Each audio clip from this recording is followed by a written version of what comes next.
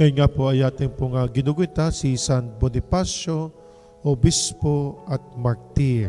Nahubog ang kanyang kaisipan, ang kanyang kalooban sa pagmimisyon, lalo-lalo na po sa pagmamahal sa ating pananampalataya. At sa kanyang paglaki, na ando ng kanyang kalooban na ilapit ang Diyos sa kanyang sarili. At ang mga tao ay ilapit sa ating Panginoong Diyos. Nandun ang kanyang pagmimisyon na hinihikayat niya ang mga tao upang sila'y manumbalik. Kapag po tayo namatay na, sikapin po natin na habang tayo ay nandito pa po sa ibabaw ng lupa, ay mamuhay tayong nasa ating Panginoong Diyos.